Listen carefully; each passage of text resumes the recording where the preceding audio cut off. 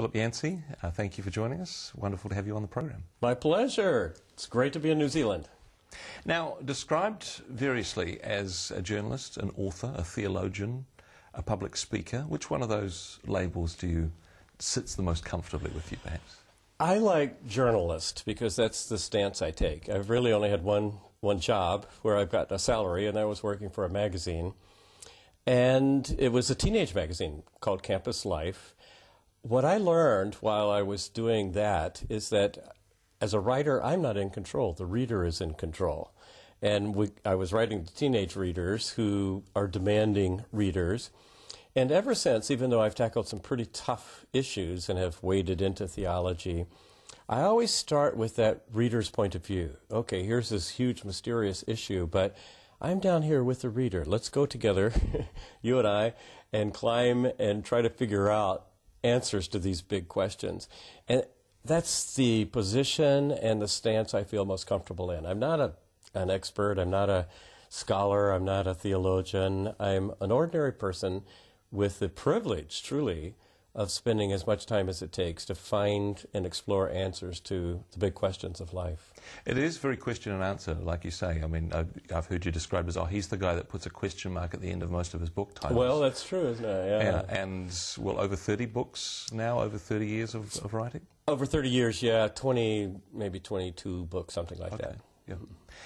Of the books that you've written, there are some very deep topics. I mean, you say you're not a theologian, although you've dealt with some significantly deep theological issues, such as the problem of pain and issues of grace, etc. Yeah. And I suppose those two key themes of suffering and grace would be the two recurring themes within the books that you've written. And yet you have an ability to cut into these deep issues in a way which people without a theological training find accessible and helpful. What do you think the key to that is? Well, those two issues, suffering and grace, are pretty universal, aren't they? Everyone at some point encounters pain.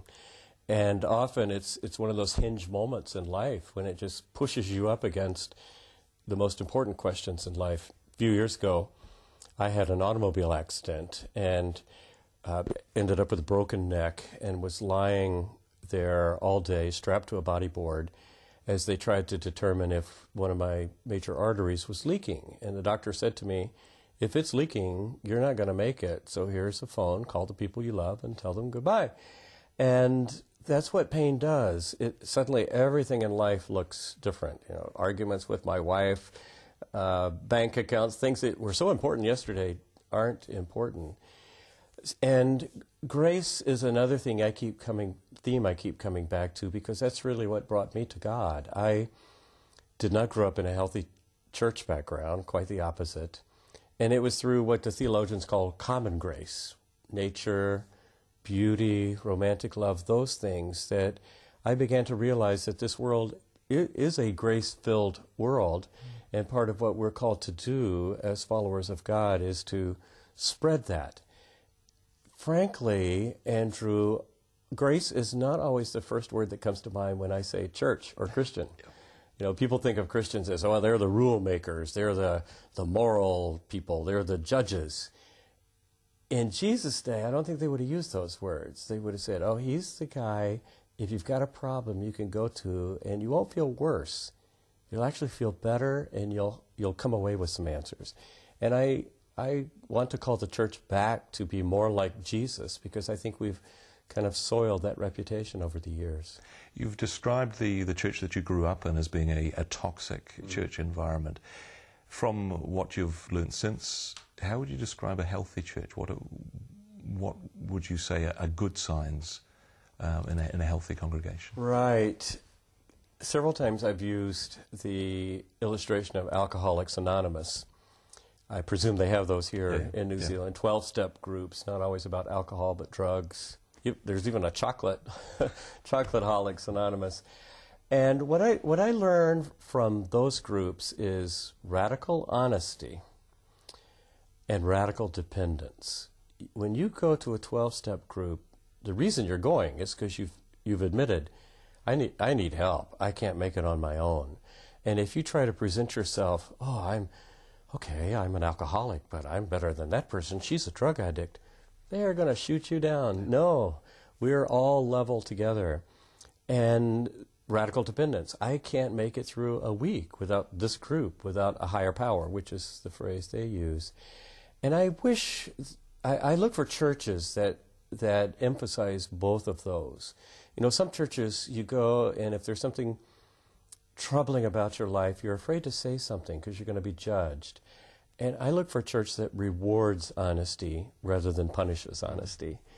And I look for a church that provides a place for needy people, dependent people, to lean on others. That's why we are together. If you've got your life together, then there are a lot more interesting places to go on a Sunday morning or Saturday night than a church. We come together because we know we need help just to make it through a day, a week. And we believe that God provides that help, and one of the ways he does it is through the community of people who follow him. And so those two principles, radical honesty and radical dependence, I look for in a church. One of your mentors, I understand, one of the people who was instrumental in you coming back to faith was C.S. Lewis. He's been described as the apostle to the skeptic. Yeah. In some ways, this is not dissimilar to your own style of writing. Is it almost like following in his footsteps? Is that intentional, do you think? Well, there's a big difference between C.S. Lewis and me.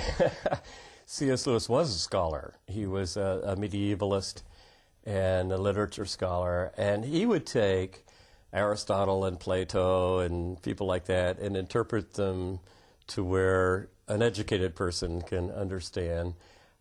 I start with C.S. Lewis and try to interpret some of those same areas down to where very ordinary people can understand. But yet Mere Christianity, perhaps one of his more popular books, very, very accessible, and also the allegory he told through children's stories as well, very accessible. He was amazing in that he would write a volume on the history of English literature and then write children's stories, the Narnia stories, which are as popular now as probably they've ever been since his life. And he also experimented in all these different areas. You know, he tried fiction, the space trilogy, the children's books. I do not have anywhere near that breadth. Most of my books are explorations. You could call them essay books, only that sounds so off-putting. They're explorations of questions that I have, questions about pain, about prayer, about God, about how the Christian life works. And I frankly feel very privileged because I'm able, my life and my books are the same thing. I can explore what I really want to explore to figure out for myself, and then later I find out, oh, other people have that same question, that same issue. This is great. So my biography, in a sense, is in my books, my spiritual biography, because I'm writing about the things that I'm working through for myself. So these are your own questions? Oh, without doubt they are. Mm-hmm. In the process of exploring the questions, sometimes, I mean, these are deep theological issues. Sometimes it's difficult to say, okay, and here is the one answer. Yeah. And often in your books, it's exploring a question without necessarily saying, okay, it's A, B, C, or D. Yeah. Tick the box for the correct answer. Yeah. Oh, that's true. I mean, the problem of pain, how can you answer the problem of pain? Mm-hmm. And I certainly looked at every part of the Bible that relates to suffering and had to come away saying, there are some answers that we'll never know, at least this side of heaven. You know, why did an earthquake hit Christchurch and not Wellington? Why does a tornado hit this town and not that town? We seem to be obsessed with the why questions, and the Bible pretty much ignores those, just sidesteps it. I remember when Jesus' disciples came to him, and there was a man who had been born blind, a blind man, and they wanted to know, why did this happen? You know, was it his fault? Was it his parents' fault? And Jesus consistently turns the direction from looking in the past, why did this happen, to, okay, now what are you going to do about it? How will you respond? Which was the original question Job had to face too. Do I turn against God, or do I trust him even though I don't really have much reason to do so. And that's why Job was rewarded, and I think that's the challenge a lot of us face when we go through painful times, because it's easy to write God off. It's easy to feel betrayed.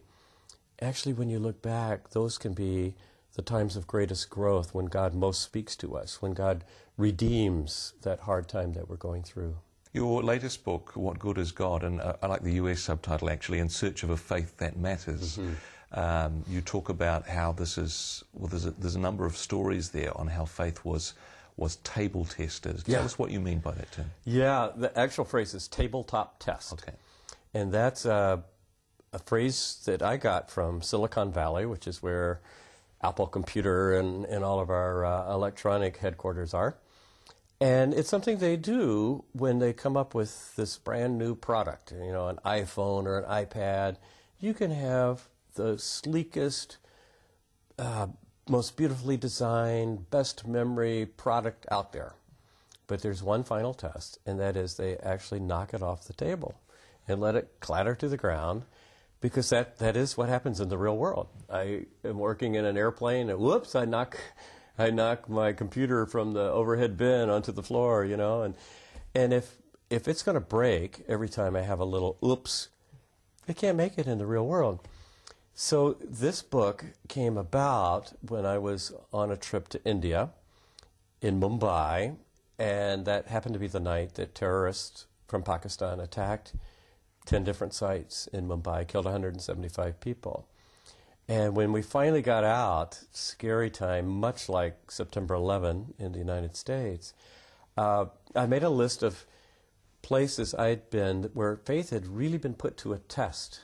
Mumbai, Virginia Tech, alcoholics, prostitutes, because it seems to me that that's where we find out, does it really work? Does it offer something that stands up in real world trials?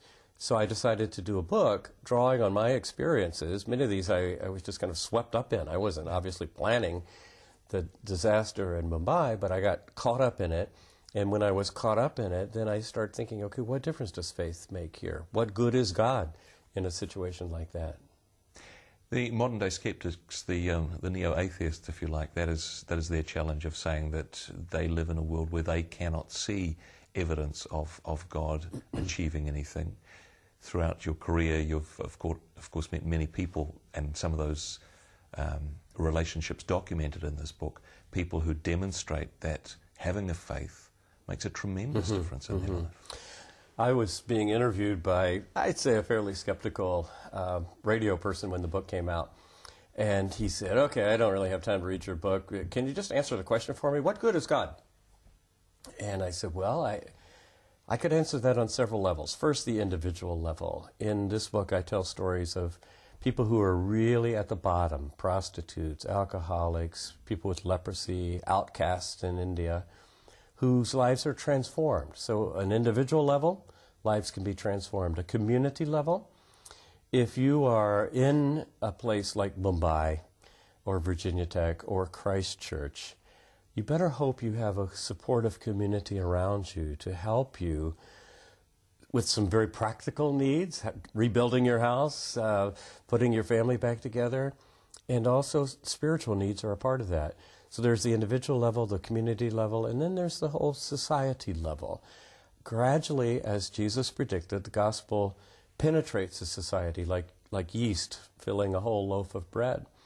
And if you look at the countries who have the most honesty, Transparency International lists them, the most prosperity, the most freedom, with one or two exceptions. Occasionally Singapore, a country like that, will make the list.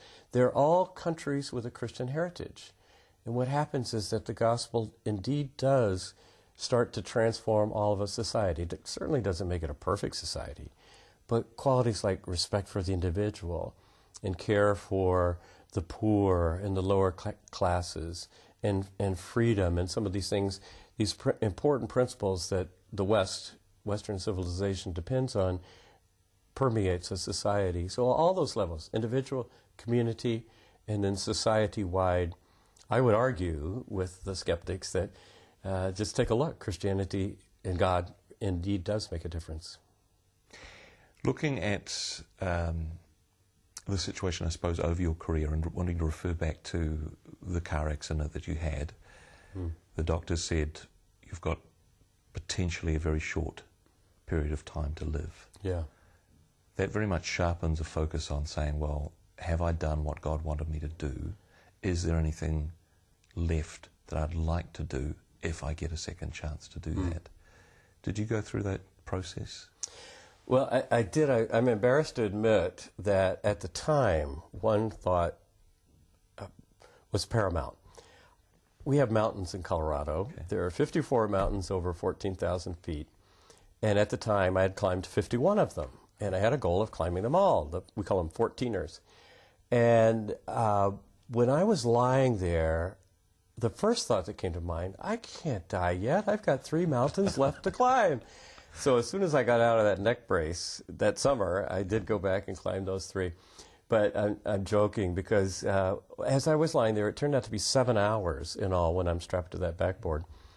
I could only come up with 3 questions that were worth spending my time on. Who do I love? What have I done with my life? And am I ready for whatever is next? I mean, that's it. I could, how many books I had sold, what kind of car I drove. These things were totally irrelevant. And I realized we spend so much time on these things that don't really matter if you only have a few hours to live. And I need to orient my life more toward those questions. Who do I love? And what have I done? What am I doing with my life? And am I ready for whatever is next? So those 3 questions were what I took away from that intensely focused time. Well, God obviously agreed that, you still had mountains to climb, both figuratively and, and literally, and in terms of the work that you do. Philip Yancey, it's been a pleasure. Thanks very much for joining us. Thank you.